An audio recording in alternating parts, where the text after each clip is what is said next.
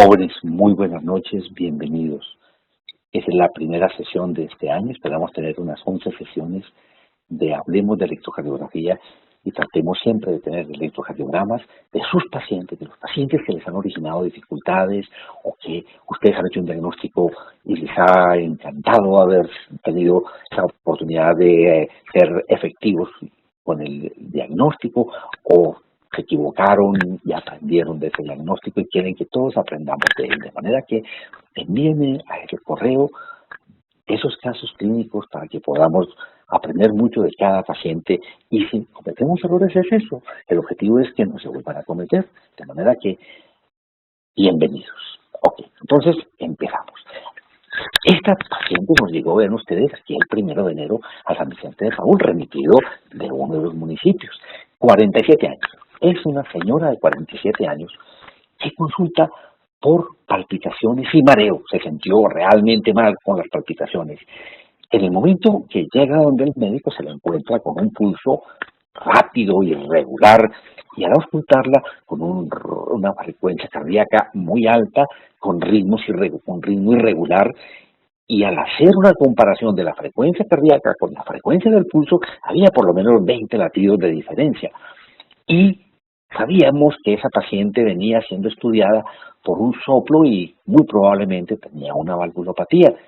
Esa paciente cuando llegó, justamente los síntomas que tenía, vean ustedes que tenía una presión arterial de 170/50, ¿de acuerdo?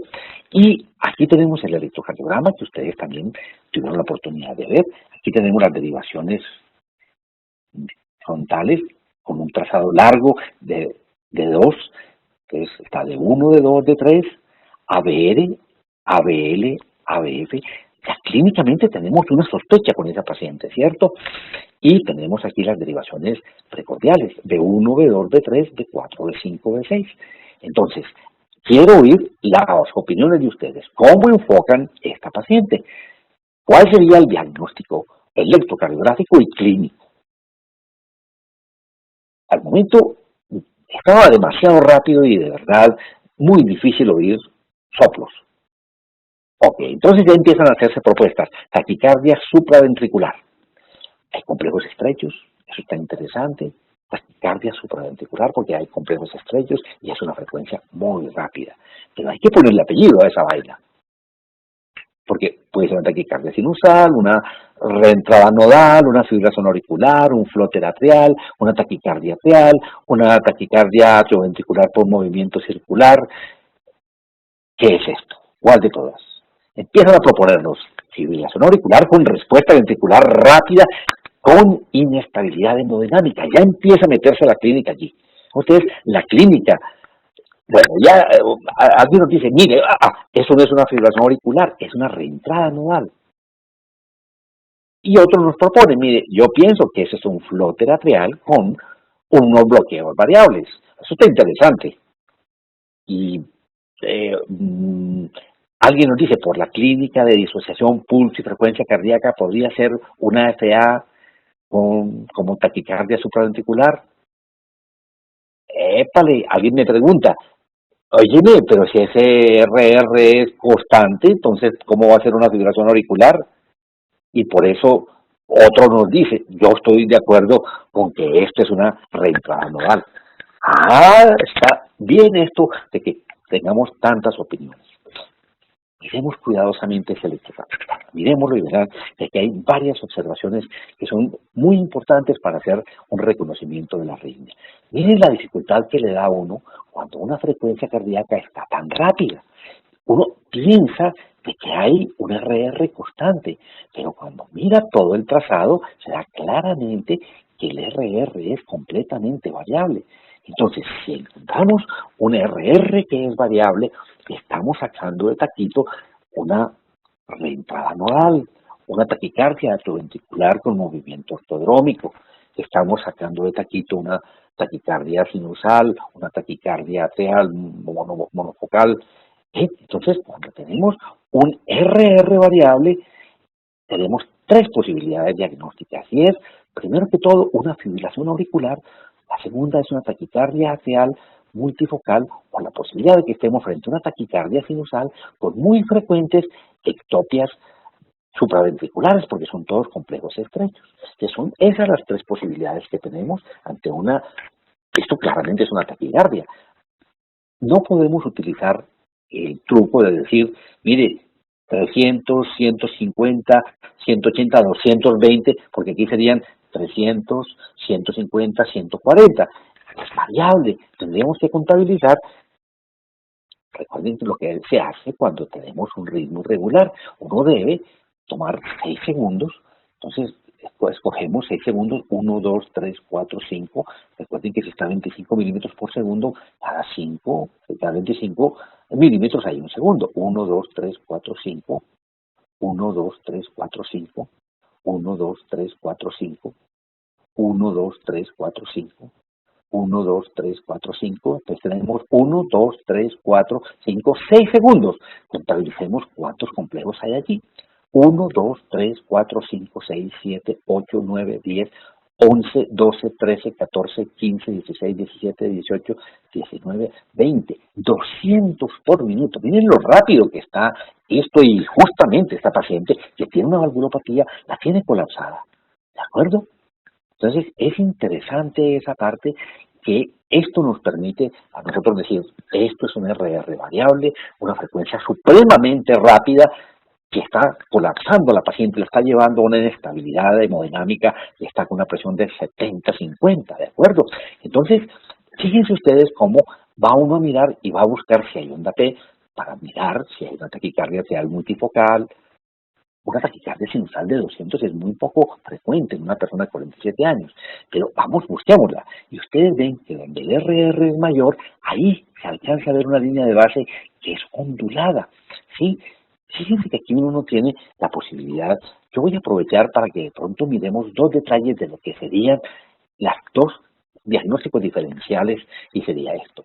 Si tú tienes una fibrilación auricular, la línea de base es completamente irregular, a veces da la sensación de que puede haber algún tipo de regularidad, pero recuérdense que en ese momento las aurículas están disparándose por un montonón de rotores que son más o menos entre 300 y 700 por minuto, se genera entre 300 y 700 latidos, despolarizaciones auriculares, que afortunadamente de estos, el nodo AB está funcionando como un filtro y deja pasar, como en este caso, 200 o lo más frecuente 150, 180 latidos por minuto. Entonces, aquí están pasando de una forma irregular porque esos impulsos tratan de pasar por el nodo AB y uno bloquea, deja en periodo refractario el nodo AB y por eso el RR es variable. Es muy rápido, a veces no tan rápido, pero en este caso es muy rápido y la línea de base es una línea de base que es irregular. Si tuviéramos un flóter atrial, tendríamos las líneas de flóter, ustedes me excusan que no las pueda hacer yo completamente rítmicas, porque eso es lo que es. Vamos a encontrar de que hay cierta ritmicidad, usualmente es un ritmo regular, 150 por minuto, pero algunas veces puede haber una bloqueos variables, y entonces en vez de ser completamente rítmico, podemos tener irregularidades. Ustedes me excusan nuevamente, esto tendría que ser completamente rítmico. Entonces, a veces encuentra uno, por ejemplo, esta situación donde puede haber RR variable, porque puede haber un bloqueo constante, pero aquí uno vería claramente esas ondas organizadas, bien claras del flóter atrial, ¿de acuerdo? ¿Y cómo veríamos una taquicardia atrial multifocal? Pues la taquicardia atrial multifocal es esto, tú tienes una P, la taquicardia, que es una frecuencia alta, y eres capaz de determinar que por lo menos hay tres tipos distintos de morfologías de las P. Entonces tú tienes por lo menos identificas que para hacer el diagnóstico tienes que identificar, mira que aquí en la fibrilación auricular tú no eres capaz de determinar la onda P, mientras cuando tienes una taquicardia real multifocal puedes identificar las P, porque en este caso lo que está ocurriendo es que de diferentes puntos de la aurícula se está generando los estímulos, ¿de acuerdo? Entonces, vean ustedes la diferencia de una taquicardia atrial multifocal, de una fibrilación, de un flóter atrial con bloqueos variables, y cómo sería un paciente con una taquicardia eh, sinusal, con extrasístoles. Pues entonces veríamos que aquí aparece la extrasístole auricular, vuelve otra vez a aparecer la P sinusal, vuelve a aparecer aquí inmediatamente la extrasístole. Tendría que estar ante una taquicardia sinusal donde aparecieran estas extrasístoles y darían el RR variable. RR variable, y esto es más bien raro. Que los dos diagnósticos fundamentales ante un RR variable con una taquicardia rápida son fibrilación auricular y taquicardia atrial multifocal. ¿Vamos hasta ahora bien? Entonces, alguien ya empieza a pensar en la parte clínica, qué interesante, pero vamos a aclarar primero la parte de el diagnóstico con este electrocardiograma. Entonces ya sabemos, y usted lo planteó precioso, esto es una fibrilación auricular RR variable, línea de base ondulada, inestable, no se ve en onda P, y ese paciente tiene algunas otras cosas más que nos llaman la atención. Además del ritmo cardíaco, que ya vimos que es una FA con una respuesta ventricular rápida, ¿qué más tiene el paciente? ¿Qué les llama la atención a ustedes de este paciente como otro detalle semiológico electrocardiográfico? ¿Qué piensan? ¿Qué otra cosa hay? Yo les voy a hacer un acercamiento de pronto para que de pronto puedan ver mejor. Miren ustedes, este es un dedo largo. Qué bonito se alcanza a ver la línea de base ondulada, el RR variable. Y miren ustedes cómo se ve las derivaciones de B1, miren lo profundo que es esta S en B1, miren B5, B6, miren lo alta que es esta R en B5, B6, y miren este segmento ST. Este segmento ST deprimido hace parte de la fibrilación auricular, muchachos. Vean ustedes que hay una serie de aportes interesantes que nos proponen. Ya, profe, yo creo que hay varias cosas, voy a leer aquí varias que son muy interesantes. Me dicen, este paciente podría tener una insuficiencia aórtica. Vamos a ver, después de observar este paciente, el electrocardiograma, ¿qué puede ser el cuadro clínico? Ya que sabemos que tiene una valvulopatía. Entonces, tiene hipertrofia ventricular izquierda, lo plantean muy bien. Hay criterios de hipertrofia ventricular izquierda. Entonces, este paciente está cumpliendo criterios. Si nos ponemos a mirar criterios de este paciente, fíjense ustedes la cantidad de criterios que cumple. Tenemos una S profunda en B1, 1, 2, 3, 15, más, más otros 15 de aquí, alcanza a tener 30 nomás, 5, 10, 15, 20, tenemos 20 de la S de B3, 22, hombre, positivo el córner, ¿ok?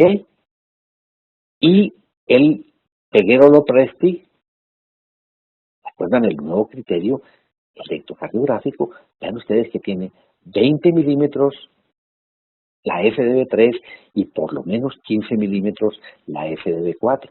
La FDB4 más la S más profunda a nivel precordial. Entonces tenemos una S de 5, 10, 15, 20 milímetros en B3 y una S de 5, 10, 15 milímetros en B4. Entonces la S de B3 es de 20 milímetros más la S de B4 es de 15 milímetros, tiene 35. Definitivamente es un paciente que tiene una hipertrofia ventricular izquierda. Estos cambios de segmento ST que los vamos a ver ahorita, que hacen parte de la taquicardia por la entrada nodal, no se presentan cuando hay una fibrilación auricular. Si se presenta una depresión del segmento ST, como vemos aquí, o es por isquemia, y como alguien lo dice, fisiológica, o es porque hace parte de los cambios de una hipertrofia ventricular izquierda. Recuerden ustedes que una de las cosas que vemos en hipertrofia ventricular izquierda es que B5, B6, el QRS es un poco más ancho, el segmento ST deprimido, contiene negativa de ramas asimétricas. Entonces, muy juiciosamente, uno de ustedes lo ha planteado muy bien. Ese paciente tiene hipertrofia ventricular izquierda, no lo llamamos con sobrecarga, algunos lo llaman de sobrecarga, pero la propuesta de los técnicos es decir, con cambios secundarios de repolarización, que le dicen a uno, esta hipertrofia ventricular izquierda es importante. Y entonces viene uno a pensar que podría explicar que esta paciente esté con hipertrofia ventricular izquierda y tenga una valvulopatía. La propuesta de uno de ustedes es linda, la posibilidad de que esa paciente tenga una insuficiencia aórtica, una estenosis aórtica, una insuficiencia mitral. Todo ello puede provocarte una hipertrofia ventricular izquierda y llevarte a una fibrilación auricular que colapse el paciente. ¿De acuerdo? ¿Cómo concluimos este electrocardiograma? Fibrilación auricular, respuesta ventricular rápida y ya clínicamente con compromiso hemodinámico y la posible causa, si tiene una valvulopatía, podría ser una insuficiencia aórtica, podría ser una estenosis aórtica. Posiblemente el soplo de estenosis aórtica es más fácil de oírlo y aún con este paciente tan rápido lo podríamos oír, pero si no estamos oyendo un soplo fácilmente y la paciente lo tenía, puede ser un soplo diastólico aórtico y puede ser de insuficiencia aórtica. ¡Bravo! Ese es el enfoque clínico. ¿De acuerdo? ¿Qué hacemos con ese paciente ahora, chicos? ¿Qué hacemos con él? A ver, ¿qué hacemos con él? Oigo opiniones. Vale. La primera propuesta de uno de ustedes es, ese paciente está inestable hemodinámicamente. Entonces, la única forma que tenemos de resolverle el problema es cardiovertirlo. ¡Bravo! Eso es lo que hay que hacer con el paciente. Pues miren, al paciente lo cardiovertieron y mejoró inmediatamente. ¿Ven? Ahí está. Esa paciente ya entró a ritmo sinusal. Miren qué lindo. Aquí están los complejos rítmicos completamente y no hay la menor duda de que ese paciente tiene un ritmo sinusal. Y cuando vamos a observar, pues hombre, es posible que tenga algo de anormalidad auricular izquierda, pero observen ustedes la altura de esta onda R, es una onda que mide 5, 10, 15, 20, 25, 30 milímetros, 30 milímetros, ven ustedes la F tan profunda en B2, 5, 10, 15, 20, Entonces, esta paciente, vamos a mirar, hay una pregunta muy importante. Entonces, hay varias preguntas aquí muy importantes. Miren, alguien me dice, mire, ¿y si esta paciente es una paciente fibriladora crónica y hacemos cardioversión eléctrica, no soltará un trombo? Pero si la paciente no la cardiovertimos, se nos muere. Hay que explicarle a la familia y a la paciente de que corremos un riesgo. Pero esa paciente está colapsada y si la dejamos un rato más, ya después no somos capaces de sacarla adelante, ¿de acuerdo? Muy bien. Entonces vamos a mirar un detalle que alguien pregunta, que es muy, muy importante, y me dice, las ondas Q en D3, además de las P negativas, ¿de qué serían indicativas? Pues vamos a mirar qué es lo que hay allí. Miren, D3 es muy inestable. D3 es una derivación muy inestable. Si ustedes ven, supónganse que ven esta ondita Q aquí en D3, para saber si esa paciente tiene alguna cosa necrótica, tienen que mirar si eso mismo aparece en D2 y en ABF. Ustedes ven que hay una pequeñísima onda Q en ABF, no la hay en D2, probablemente sea algo septal. Entonces, esto que estamos viendo aquí es propio de esta derivación de 3, es muy inestable. Si ustedes tienen alguna duda, tomen el electrocardiograma con el paciente en una inspiración profunda que va a resolverles la duda sobre esta morfología. Pero siempre evalúen los cambios en D3 siempre y cuando coincidan con que esos cambios los ven también en las otras dos derivaciones. ¿De acuerdo? Bueno, muy bien. Entonces, ven ustedes qué bonito. Entonces, esta paciente, ya qué tan interesante. Ya cuando se hizo la cardioversión, la auscultamos y tenía un soplo muy claro de insuficiencia aórtica. Un soplo protodiastólico. Papás, papás, papás, papás. Esa paciente también tenía algún compromiso de la válvula mitral. Pues mis amigos, una vez que esa paciente se organizó, se cuadró, se le hizo cirugía de reemplazo valvular y le fue muy bien. Una campesina que venía con ese problema valvular, que hizo esta fibrilación auricular, miren ustedes que ya el cirujano de pronto hace una cirugía de MEIS para tratar de evitar que vuelva a entrar a tener una fibrilación auricular, pero es una paciente que quedó con una válvula mecánica que va a necesitar anticoagulación. Es una mujer muy joven, entonces hay que poner una válvula mecánica y hay que anticoagular. ¿Ya? Miren qué pregunta tan interesante. ¿Por qué desaparece el descenso del segmento ST? ¿Ah? Vean que oigo propuestas, eso. Hay que preguntar todo lo que se les ocurra. Ya pues les hago la siguiente reflexión. Yo tengo un paciente que tiene molestias precordiales inespecíficas y esta es su morfología de B5. Lo someto yo a una evaluación por ejercicio. Es que cuando ese paciente lo llevo al máximo, ese paciente no me cambia para nada el electrocardiograma. Listo. Conclusión, prueba de esfuerzo máxima negativa para enfermedad coronaria. Pero si yo tengo un paciente que tiene una hipertrofia ventricular izquierda, aún sin cambios de repolarización, lo someto a una prueba de esfuerzo, entonces va a haber, ustedes imagínense ese ventrículo izquierdo que está hipertrófico, sometido a un estrés por la frecuencia cardíaca, hace isquemia subendocárdica y aprecia uno una depresión del segmento ST. Y dice uno, prueba positiva para enfermedad coronaria. Es un falso positivo. Ustedes hagan prueba de esfuerzo farmacológica cuando el electrocardiograma es completamente normal. Un paciente con cambios, como los que se ven en un bloqueo de la rama izquierda de la TGIF, como los que se ven en una hipertrofia ventricular izquierda, como los que se ven en un Wall Parkinson White, esos cambios dan falsos positivos. Por eso, cuando vayan a hacer una prueba de esfuerzo convencional, que es maravillosa, es clave que el paciente tenga un electrocardiograma normal.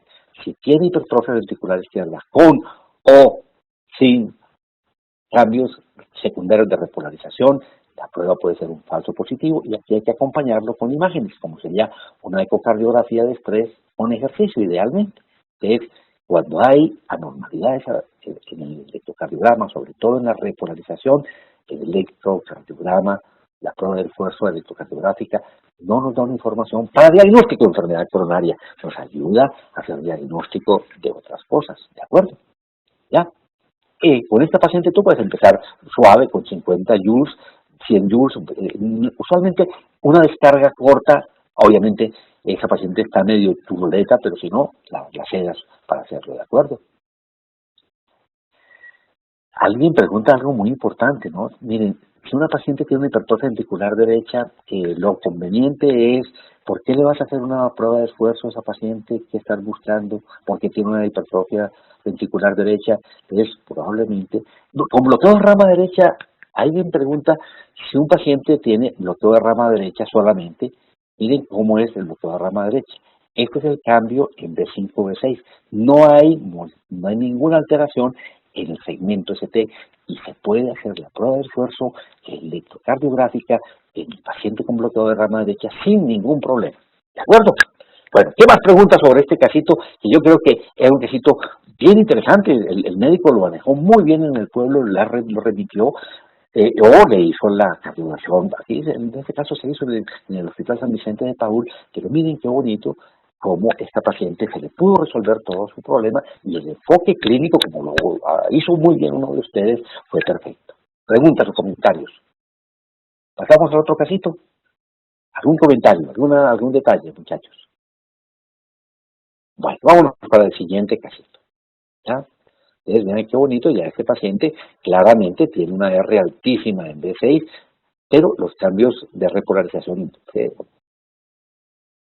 entonces, ese paciente, alguien pregunta, si el paciente llegó estable hemodinámicamente, hay que bajarle la respuesta ventricular y considerar la parte de prevención de fenómenos tromboembólicos. Entonces, le das beta-bloqueadores, le puedes dar verapamilo, le puedes dar digital, le puedes cualquier cosa que te puedas, provocarte, bajar la respuesta ventricular, bloquear el nodo AB para que la frecuencia sea bajita. Tú no estás pretendiendo llevarlo a ritmo sinusal, pero con tal de bajar la frecuencia cardíaca vas a tener la estabilización del paciente, ¿de acuerdo?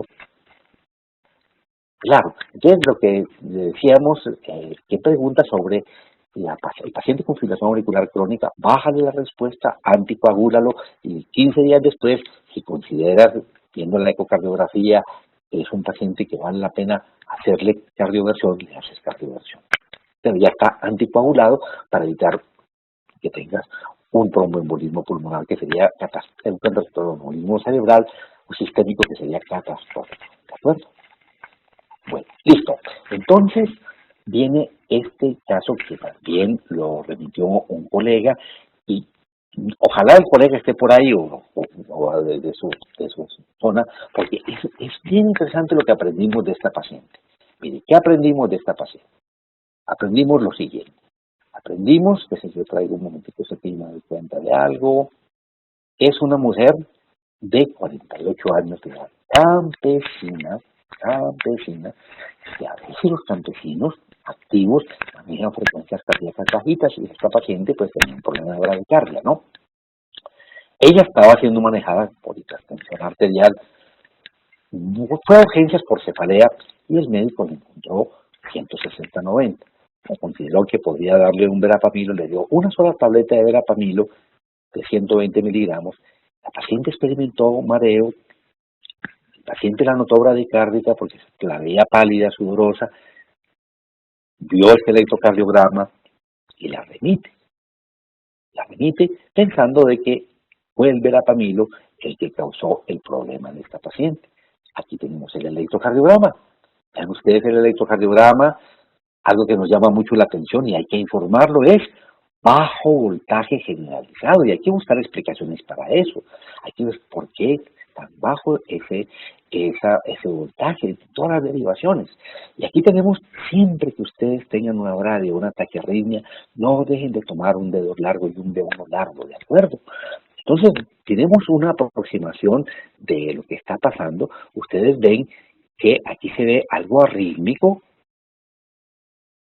Ven ustedes que el RR es variable y cuando tenemos la posibilidad de hacer un seguimiento de un trazo más largo, nos estamos encontrando con que el ritmo es irregular y hay algunos cambios que nos llaman la atención.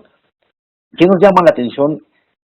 Que son complejos estrechos, lo que le significa a uno que se están originando por encima de la división de la tejiz, ¿cierto? Son supraventriculares. Aquí buscamos onda P y por ningún lado encontramos onda P. Aquí buscamos onda P y por ningún lado encontramos onda P. Aquí vemos onda P y una relación aparentemente de la P con el complejo. Volvemos a ver aquí P y no vemos complejo QRS y no vemos onda P. Vemos complejo QRS y no vemos onda P. Y aquí sí hay onda P, ¿cierto? Y anteriormente habíamos visto que el paciente tiene de vez en cuando unos latidos que son bien anchos, que probablemente son extrasístoles. Entonces vean ustedes qué diagnóstico se hace, muchachos. Miren que alguien me propone bloqueo de tercer grado con extrasístoles y hay una disociación auriculoventricular. Ustedes van a mirar el cuello de esta paciente y no ven ondas A en cañón. Eliminan el diagnóstico de bloqueo AV de tercer grado clínicamente. No ven ondas A en cañón. Alguien propone bloqueo 2 por 1. Acuérdense esto. Hombre, déjenme ver si yo les muestro esto en la pantalla. Si yo tengo un bloqueo auriculoventricular de tercer grado, ¿qué es lo que está pasando, mis amigos? ¿Qué es lo que está pasando? Entonces, yo tengo un nodo sinusal que está trabajando normalmente, un nodo sinusal que está trabajando normalmente y no hay comunicación entre la aurícula y el ventrículo. Aquí hay un bloqueo que hace que o aparezca un ritmo antes de la división de las de His o en una de las ramas del His o ya en el Purkinje. Entonces, ¿qué debo ver cuando hay un bloqueo AV avanzado o lo que sea? Tengo que ver actividad auricular.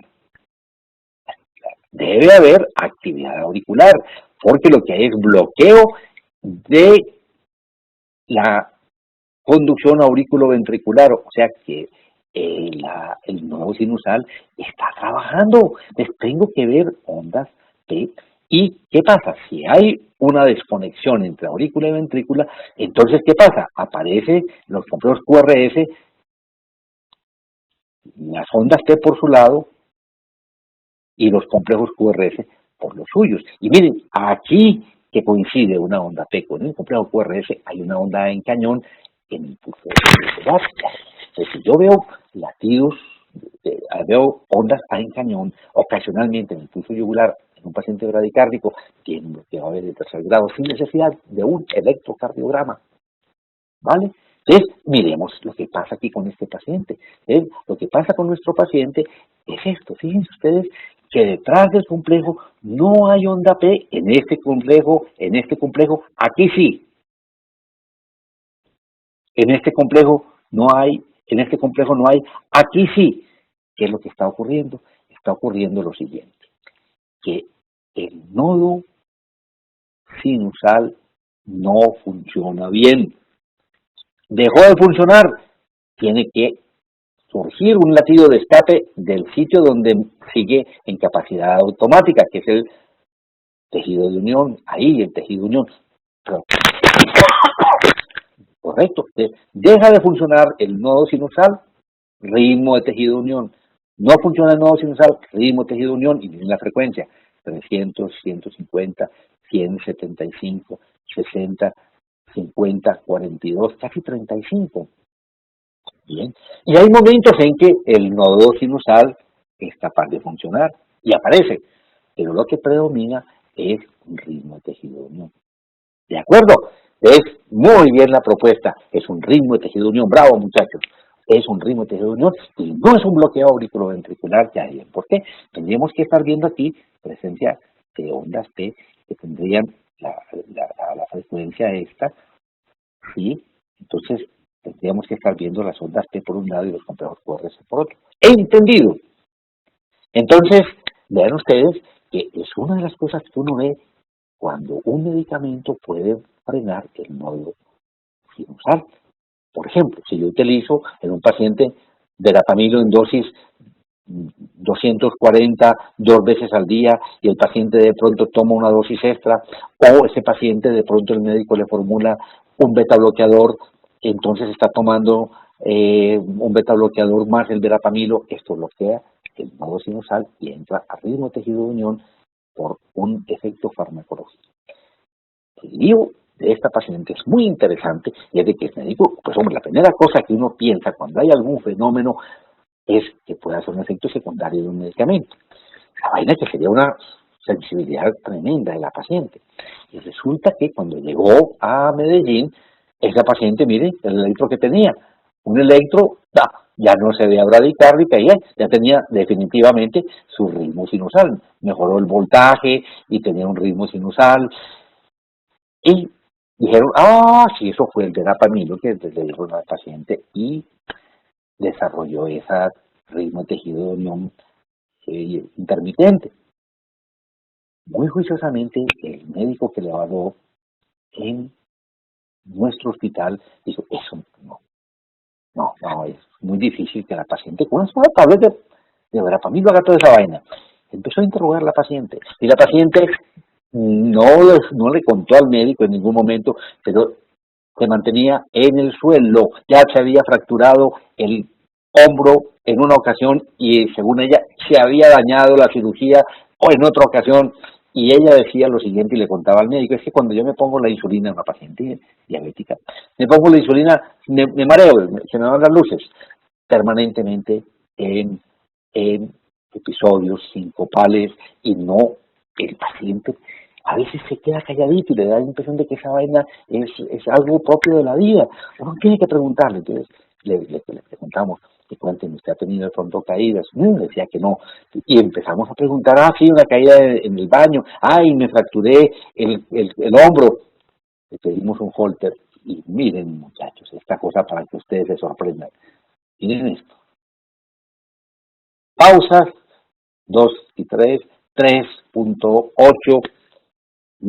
Hay momentos en que entra el ritmo sinusal, pero miren ustedes las pausas y una pausa tan larga para que aquí salga un ritmo de escape del tejido de unión, no hay onda P. Miren, 5.5 segundos de pausa Y la más larga fue de 9 segundos en esta paciente y nos explicó por qué esa paciente tenía las caídas tan frecuentemente. Esa paciente terminó con un marcapaso, le explicamos la cosa y esperamos que nunca más se vuelva a caer. Enseñanza, la clínica sigue siendo muy importante, el interrogatorio muy importante, hay que ser exhaustivos y sospechar cosas con el paciente y preguntar más, no asumir las cosas más sencillas, ¿de acuerdo? A veces lo más sencillo va, pero hay que ser un poco más atentos a ciertos detalles, ¿de acuerdo? Miren, esta paciente, el aprendizaje que nos ha dado, aquí está funcionando el nodo sinusal, esto es una disfunción del nodo sinusal. Disfunción del nodo sinusal, una de las causas más importantes de síncope. ¿De acuerdo? Entonces, listo con el paciente, preguntas, comentarios, es una paciente de la que tenemos mucha enseñanza, fue remitido por un colega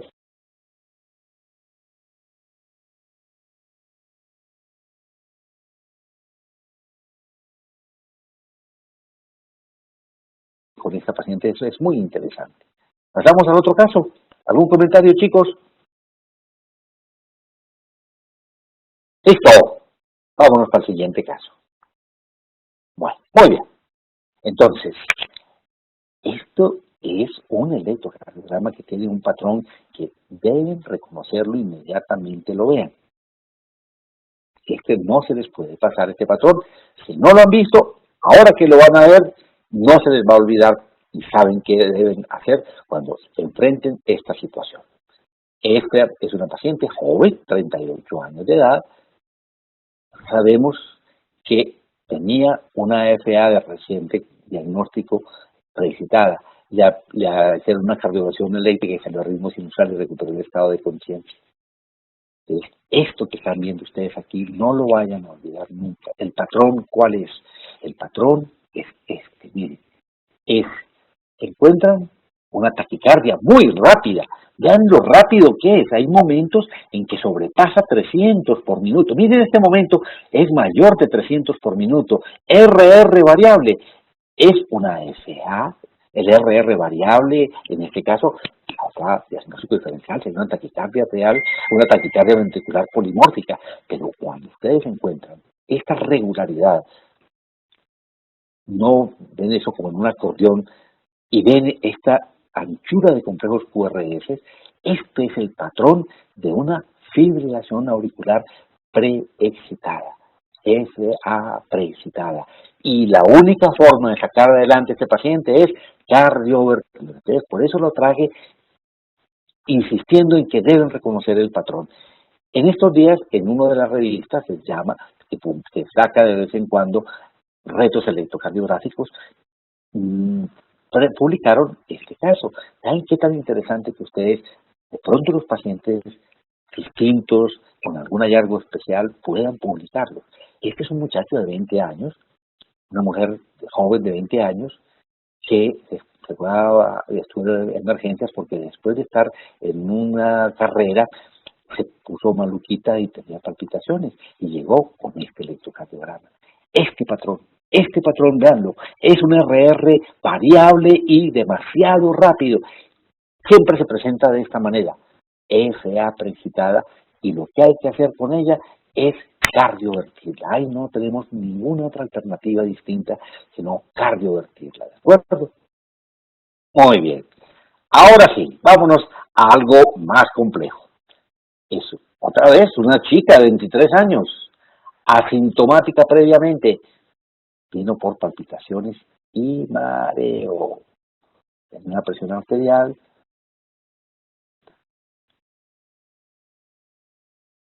Enfoque de esa paciente y diagnóstico. Oigo opciones. Ánimo, ya ven ustedes que pueden participar. Yo no los hago quedar mal, tampoco los hago quedar bien, que sería rico poder decir, mira, Martín apuntó en el diagnóstico. La idea es que puedan hacer sus comentarios completamente anónimos. Yo, ¿cuál es el enfoque? Joven, 23 años, consulta por palpitaciones. Es una chica previamente sana. Entonces, alguien nos dice, mire, esto es una taquicardia supraventricular. ¿Y los complejos son estrechos o anchos, muchachos? a taquicardia supraventricular paroxística en presencia de un Wolff Parkinson White. Tiene una posibilidad interesante, ¿no? Pero fíjense que aquí no tenemos la característica de la anterior, donde veíamos claramente las ondas delta. Ahorita vamos a ver otra cosa. Alguien plantea la siguiente hipótesis. Es una taquicardia de complejos estrechos con inestabilidad, requiere cardioversión eléctrica. Mira, quien hace esa pregunta, te refiero a la FA de la paciente que vimos, la primerita. Esa paciente tiene una taquicardia supraventricular.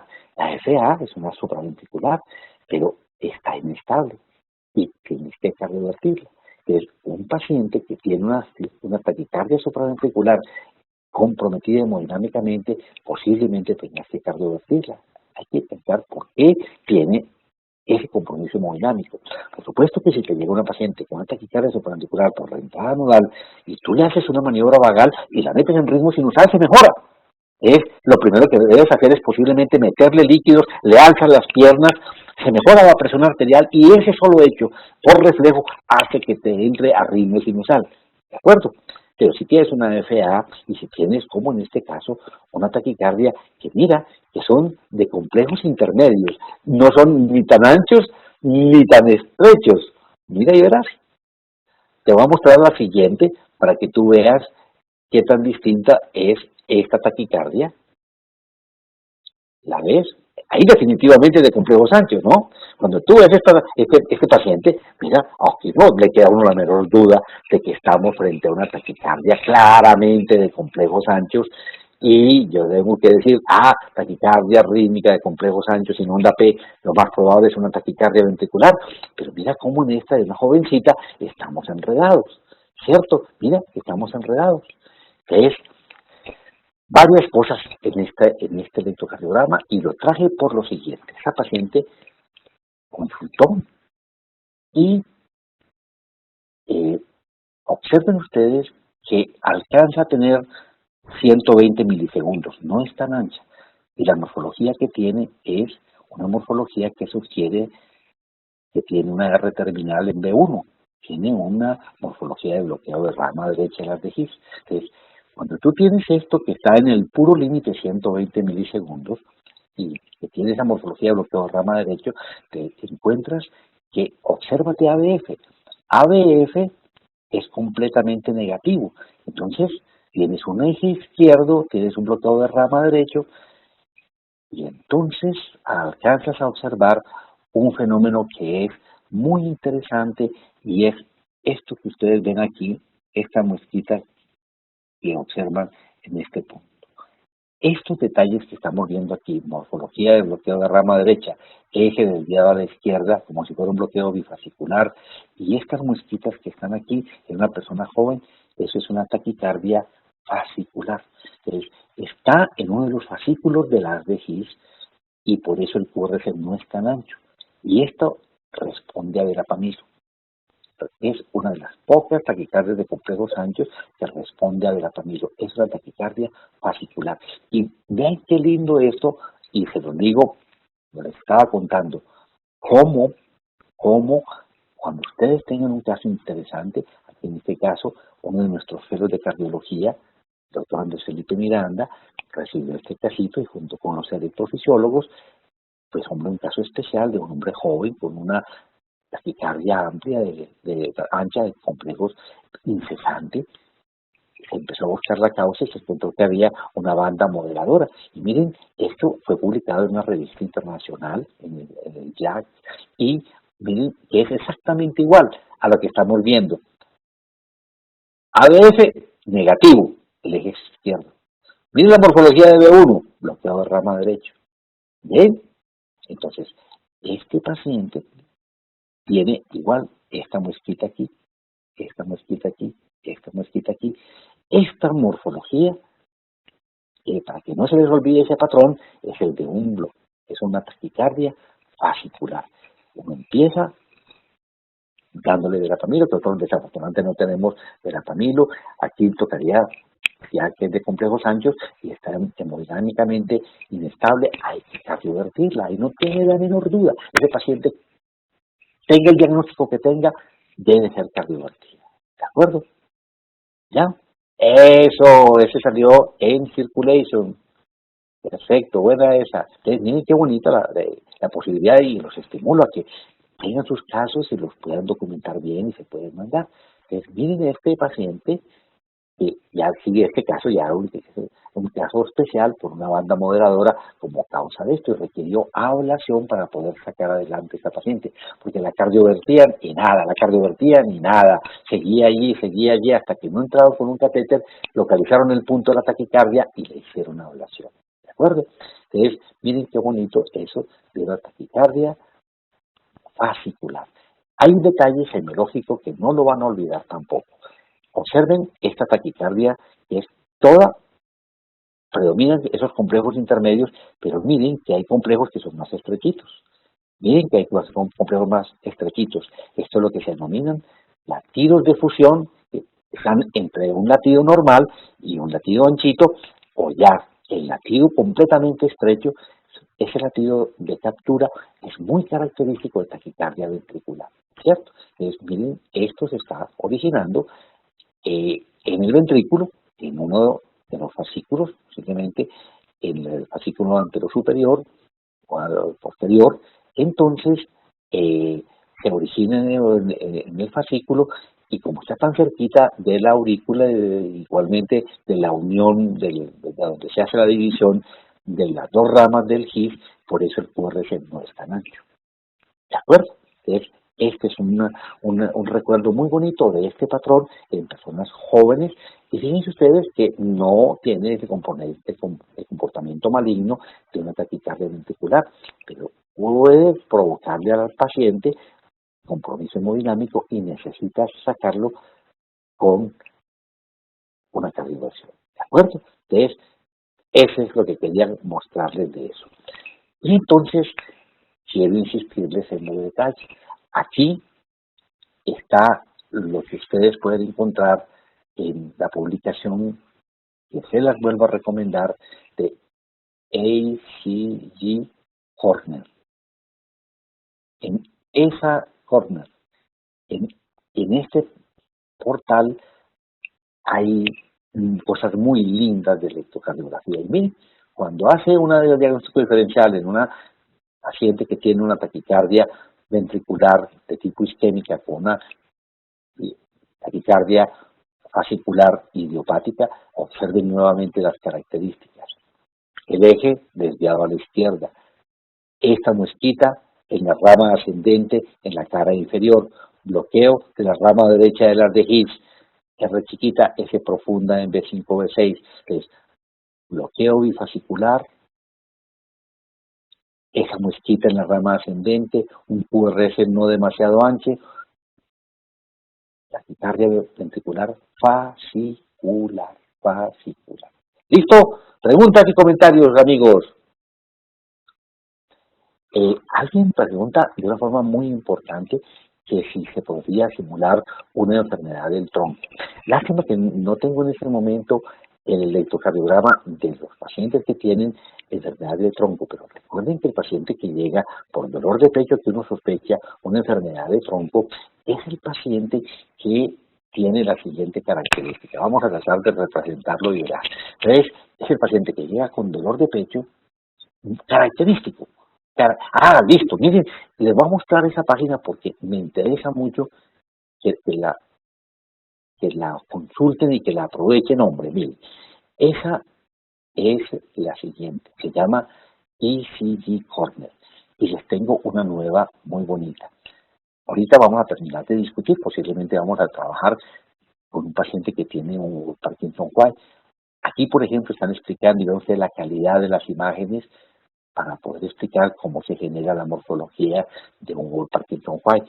Es en inglés, pero acaban en este momento de sacar una nueva versión y déjenme, ya les voy a mostrar, aquí la tengo si no está mal, ustedes, aquí está, una sección nueva que apareció hace unos 15 días en español, por si de pronto les da dificultad a ustedes en inglés. No tiene todavía toda la cantidad de videos ni todo el material, pero ya está también en español. Y hay un el curso completo de electrocardiografía básico, desde lo sencillísimo de cómo se colocan los electrodos, cómo se debe limpiar la piel, la manera de hacer la estandarización, eh, mm, luego cómo se interpretan los ejes, etcétera, etcétera. Entonces, es un curso básico y luego todas las complicaciones y complejidades, como la están viendo ustedes, dependiendo del nivel que ustedes quieran entrar, y a veces hace un poquito de historia, que eso también nos ayuda a entender un poco más la electrocardiografía y la medicina, ¿cierto? ¿Ya? De manera que esa es la propuesta para que entren a ese portal, inscríbanse. Cada 15 días les llega a ustedes un recorder y vea, estos 15 días apareció esta cosa nueva. Y cuando están de pronto en turno, entran y juegan con eso y se meten y ven cositas. ¿De acuerdo?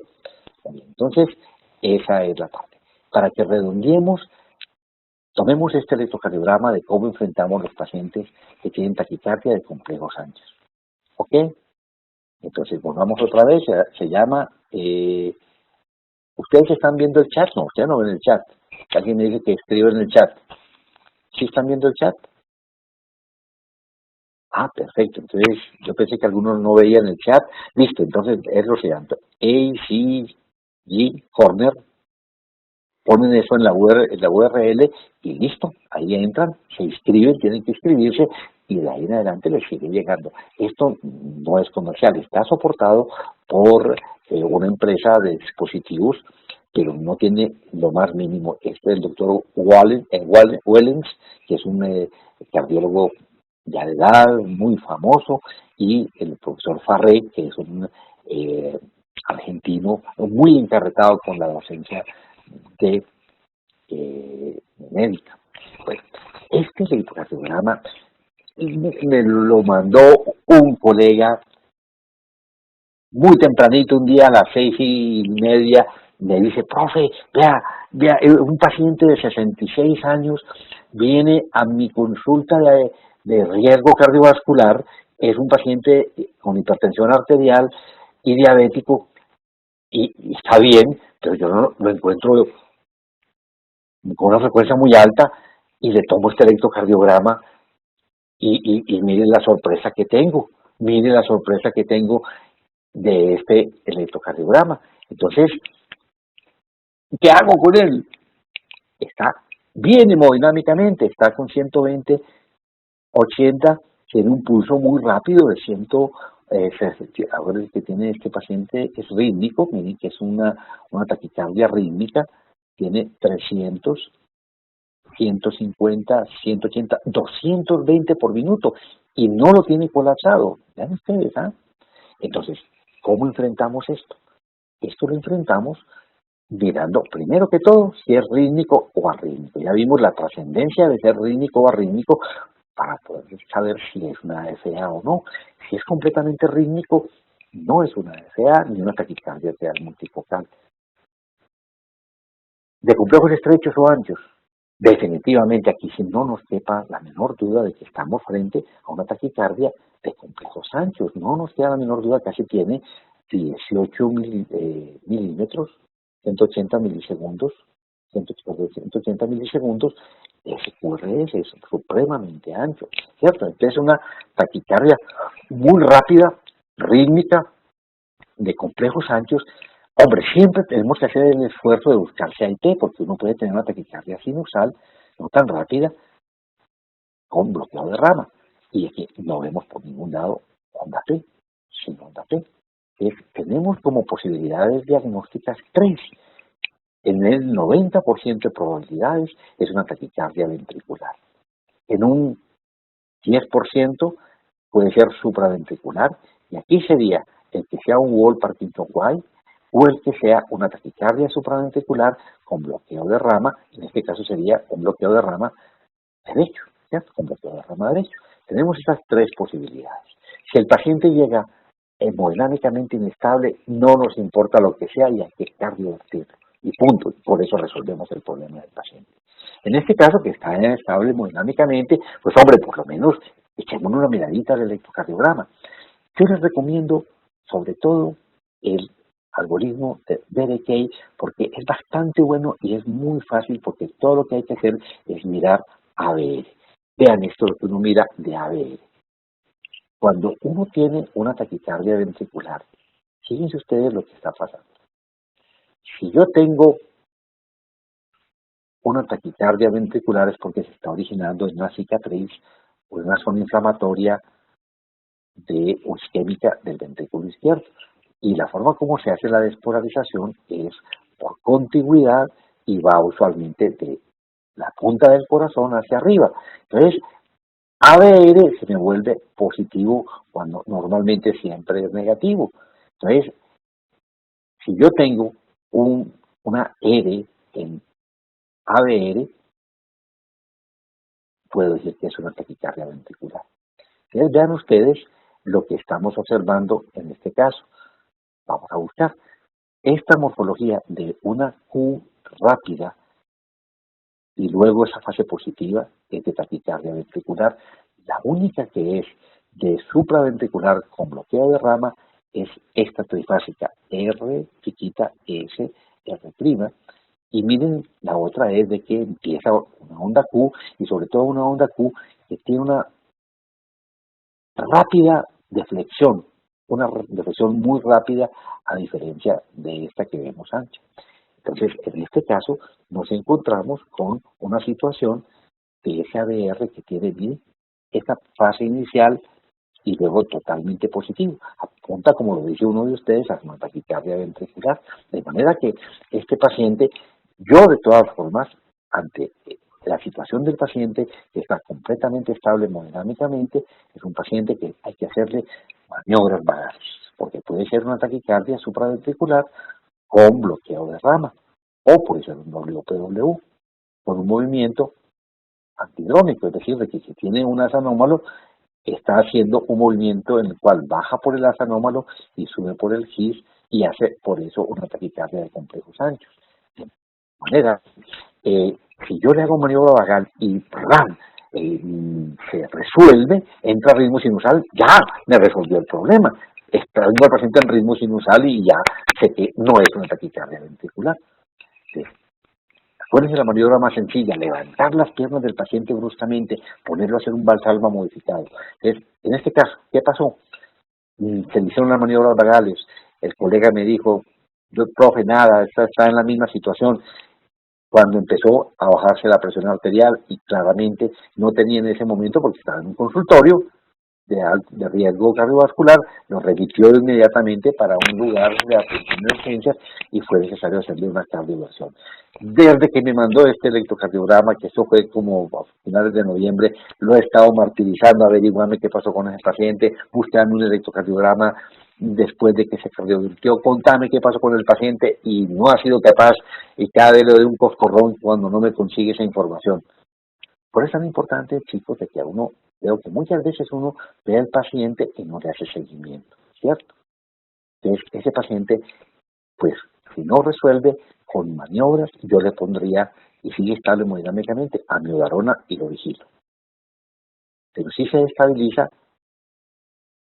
inmediatamente lo cardioverto. Pero aquí me da la posibilidad de utilizar amiodarona. En estos pacientes no vayan a utilizar verapamilo, beta bloqueadores, ni digital, porque fácilmente pueden provocar en este paciente un aceleramiento de la taquicardia o descompensarlo. Si estaba en ese momento con una presión buena y es una taquicardia ventricular, con uno de estos medicamentos ustedes lo tumban. ¿De acuerdo? Bueno, por aquí tenía pues preparado otros casitos, pero la propuesta es que luego los terminemos de ver, porque yo pienso que son muy bonitos y todo lo demás. Pero la idea es de que realmente seamos muy juiciosos en el uso de nuestro tiempo y eso me deja muy contento. Entonces, alguien pregunta, cuando tengas hipertrofia ventricular izquierda, ¿sigues utilizando Sokolov? Claro, Sokolov sigue siendo valioso. Haces también Cornell. Ahora, si tú tienes Sokolov positivo y Cornell positivo, ¿para qué te vas a poner a hacer los otros? El de puntajes de Romil Estes y el de Peguero Lopresti. Pero si no te dan a los otros, porque tú tienes una posibilidad de a ese paciente tener una aproximación y una explicación mayor. Entonces, hay una pregunta muy chévere. En el fascicular, el QRS no es tan ancho. La morfología, como lo vieron, bloqueado de rama derecha, un fascicular eje izquierdo o eje derecho ante un bloqueo de rama derecho. Y el QRS apenas en 120. ¿De acuerdo? No es de 140 ni 160. Y la otra cosa que observamos, que es algo que el profesor Farré insiste y es muy bonita, perdón, qué lástima pues que no discutimos, pero les prometo que esto lo discutimos en la próxima vez, ¿cierto? Miren esta insistencia del profesor Farré sobre las características que tiene esto. Siempre que vean ustedes esta muestra, vean la que lindo se ve aquí, esta muestra, es muy característica en la cara inferior de la taquicardia fascicular, que es menos complicada y es idiopática y usualmente prefieren todo. ¿Ya ves? Mis amigos, hemos completado esto. La propuesta es de que nos estemos reuniendo mensualmente los miércoles, el primer miércoles del mes a las 8 de la noche, difundan esto entre los compañeros y ven que esto es algo valioso, manden los electrocardiogramas interesantes, que les dieron dificultades, en los que se equivocaron. Esa es como la gracia de que aprendamos todos los días de esto, ¿cierto?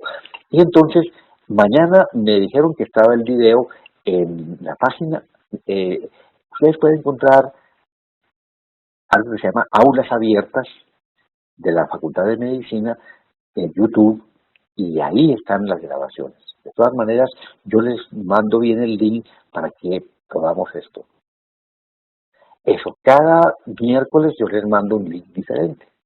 ¿De acuerdo? No. Ha sido un placer, rico contar con ustedes, todo el aprendizaje, una feliz noche, y de verdad quedo muy contento con la participación de ustedes y creo que hicimos un trabajo muy chévere.